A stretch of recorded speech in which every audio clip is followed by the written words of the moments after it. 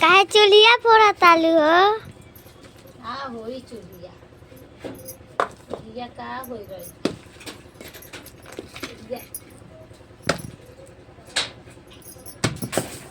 खाना ना बनी हो पर चुलिया खाना ना बने।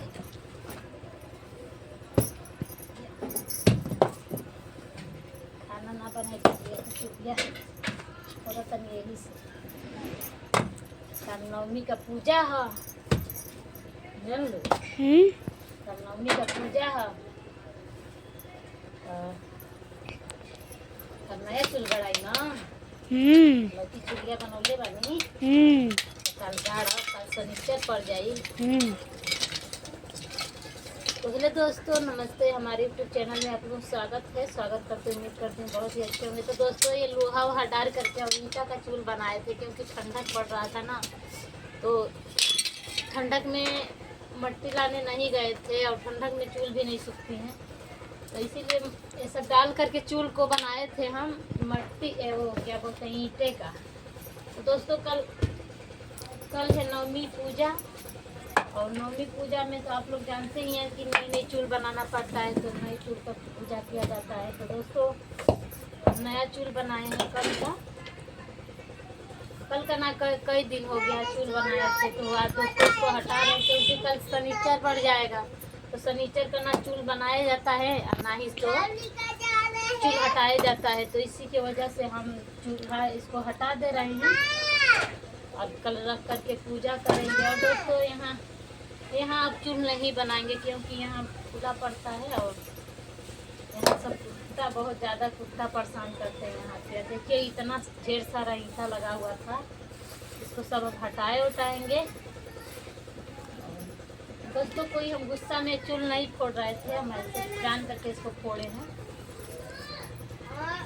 हर लोगों के जैसे हम नहीं वीडियो बनाते हैं दोस्तों। हम जब गाली दे करके वीडियो बनाते थे तो जानते हैं किस लिए बनाते थे, क्योंकि लोग झगड़ा लगा दिए थे, और झगड़ा लगाने वाला बहुत नीच आदमी, इतना पढ़ा लिखा है फिर भी वो झगड़ा लगा दिया है। वो सोच रहा है कि हमारा कालापन कोई जान नहीं पाएगा, कालापन उसका सब हम जान गए हैं दोस्तों। कोई बात नहीं है, और कहते हैं कि हमारा समय गिरा है, समय के अनुसार कहते हैं समय अनुसार सब कुछ रहता है। तो समय है तो हमारा तो कोई पूछने वाला नहीं है, जब समय गिरा हुआ है तो कोई बात नहीं है दोस्तों। जब हमारा भी समय भगवान कभी चाहेंगे तो समय हमारा भी लौटेगा और समय हमारा भी होगा। और जलने वाले हैं जितने लोग ना, तो जलते रहेंगे, जलने वाले जलते रहेंगे, हम चलने वाले चलते रहेंगे और खाते रहेंगे और मजूरी कर कर खाएंगे, लेकिन तुम्हारे दरवाजे मांगने नहीं जाएंगे। और सुन लो, तुम्हारे दरवाजे मजूरी भी करने जाते थे ना, तब तुम्हारे दरवाजे मजूरी भी नहीं करने जाएंगे। सोचते हो कि ज़िंदगी भर मजूरी ही करें? मजूरी तो हम करेंगे, ज़िंदगी भर हमें मजूरी करना लिखा हुआ है, तो मजूरी तो हम करेंगे, लेकिन कान खोल कर सुन लो कि ज़िंदगी में हमारे पास तुम्हारा मुँह नहीं रह गया कि कभी कहने आओगे कि चलो ये काम हमारे खेत में कर दो। जिस दिन कहने आ जाओगे ना, उस दिन मारूंगी खींच करके राहटा की मुँह घूम जाएगा, ठीक है ना। और रही बात की दोस्तों, कल है पूजा, और पूजा तो आप लोग जानते ही हैं कि विधि विधान से करना पड़ेगा। दोस्तों पूजा मैं करती हूँ और पूजा करूँगी तो मन लगा करके। माता जी चाहेंगी तो माता जी के कृपा से हमारा फलित हो जाएगा, तो दोस्तों बहुत कुछ कराऊँगी। और कहते हैं कि जब तक आदमी का समय गिरा रहता है तो बहुत कुछ सोचता है, बहुत कुछ पूछता है, और जब आदमी का समय बदल जाता है ना, तो आदमी को चिंते नहीं है दोस्तों। तब आदमी को नहीं चिंते हैं, तब सोचते हैं अरे अब ये क्या है, ये तो नाली का कीड़ा है, इसको कौन क्या समझेगा।